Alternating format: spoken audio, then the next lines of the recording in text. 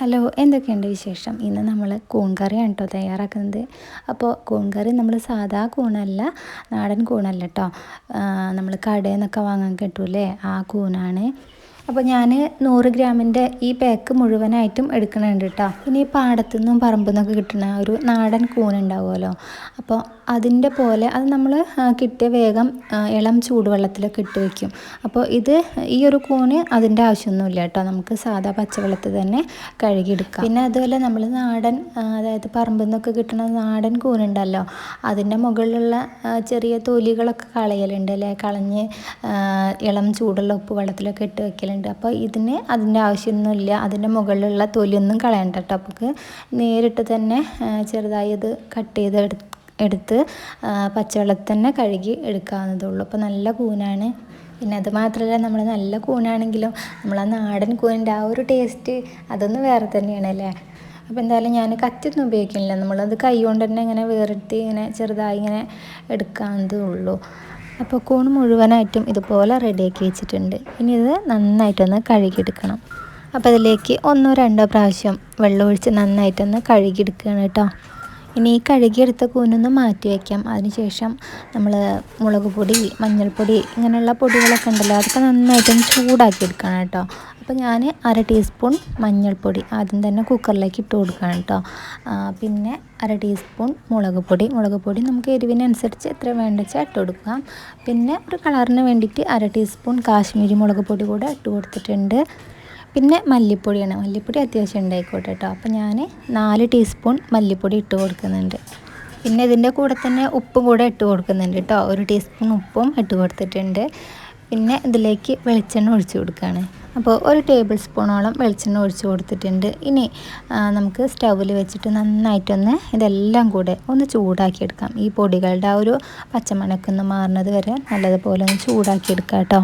നമ്മൾ ചിലപ്പോൾ ഈ കുക്കറും എണ്ണയൊക്കെ ചൂടായതിനു ശേഷം പൊടികളൊക്കെ ഇട്ട് കൊടുക്കലുണ്ട് അല്ലേ. അപ്പോൾ അതിനേക്കാളും നല്ലത് നമ്മളിപ്പോൾ ഈ ചെയ്ത ഈ രീതിയിൽ തന്നെയാണ് നല്ലത് കേട്ടോ. കാരണം വേഗം കരിഞ്ഞു പോകില്ല, പാകത്തിന് നമുക്ക് ചൂടായി കിട്ടും ചെയ്യും. പിന്നെ നമുക്ക് വേണമെങ്കിൽ വേറെ രീതിയിൽ കൂടെ ചെയ്യാം. നമുക്ക് എണ്ണ ചൂടായതിന് ശേഷം വേറൊരു പാത്രത്തിൽ ആദ്യം തന്നെ പൊടികളൊക്കെ റെഡിയാക്കി വയ്ക്കുക. ഇതിലേക്ക് ചേർക്കാൻ എന്തൊക്കെ പൊടികളാണ് വേണ്ടത് അതെല്ലാം റെഡിയാക്കി വെച്ചതിന് ശേഷം പിന്നെ എണ്ണ ചൂടായിട്ട് അങ്ങനെ ഇട്ട് കൊടുക്കുക കേട്ടോ. അങ്ങനെയും ചെയ്യാം. അപ്പോൾ എന്തായാലും ഞാനതിലേക്ക് 2 പച്ചമുളക് കീറിയിട്ട് കൊടുത്തിട്ടുണ്ട്, നടുകെ കീറിയിട്ട്. പിന്നെ 2 പഴുത്ത തക്കാളി കൂടെ ചെറുതായി ഒന്ന് അരിഞ്ഞത് കൂടെ ഇട്ട് കൊടുത്തിട്ടുണ്ട്. ഇനി ഇതൊന്നും അങ്ങോട്ട് വഴറ്റിയെടുക്കുക കേട്ടോ. അപ്പോൾ നല്ലോണം വഴറ്റിയെടുക്കൊന്നും വേണ്ട, ഒന്ന് ചെറുതായിട്ടൊന്ന് തക്കാളി ഒന്ന് വെന്ത് വരുന്ന വരെ ഒന്ന് ഇളക്കി കൊടുത്താൽ മതി. ഇപ്പോൾ തക്കാളിയൊക്കെ ഒന്ന് വെന്ത് വന്നിട്ടുണ്ട്. അപ്പോൾ നേരത്തെ കഴുകി വെച്ച കൂണുണ്ടല്ലോ, അത് ഞാൻ മുഴുവനായിട്ടും ഇതിലേക്ക് ഇട്ട് കൊടുക്കുകയാണ് കേട്ടോ. ഇനി മസാലയും ഈ കൂണും എല്ലാം കൂടെ നന്നായിട്ടൊന്ന് മിക്സ് ചെയ്ത് കൊടുക്കുക. പിന്നെ തീ കുറച്ച് വയ്ക്കൊന്നും വേണ്ട, തീ നന്നായി കൂട്ടി വെച്ചിട്ട് തന്നെ നമുക്കിതിങ്ങനെ മിക്സ് ചെയ്ത് കൊടുക്കാം കേട്ടോ. ഇതെല്ലാം കൂടെ മിക്സ് ചെയ്തതിന് ശേഷം ഞാനിതിലേക്ക് കുറച്ച് കറിവേപ്പില കൂടെ ഇട്ട് കൊടുക്കുകയാണ്. നമ്മൾ കറിവേപ്പില ലാസ്റ്റ് ഇട്ട് കൊടുത്താലും മതി കേട്ടോ. അപ്പോൾ ഞാൻ കുറച്ചുകൂടെ ആ കറിവേപ്പിലയുടെ ആ ഒരു ടേസ്റ്റ് കൂടെ ഇതിലേക്ക് അങ്ങോട്ട് പിടിച്ചോട്ട് വെച്ചിട്ട് ആദ്യം തന്നെ കുറച്ചിട്ട് കൊടുത്തിട്ടുണ്ട്. ഇനി ലാസ്റ്റും നമുക്ക് കുറച്ചുകൂടെ ഇട്ട് കൊടുക്കാം. അപ്പോൾ ഇനി ഇതിലേക്ക് ആവശ്യത്തിനുള്ള വെള്ളം ഒഴിച്ച് കൊടുക്കാം. അപ്പോൾ ഞാൻ 1 കപ്പ് വെള്ളമാണ് കേട്ടോ ഒഴിച്ച് കൊടുത്തിട്ടുള്ളത്.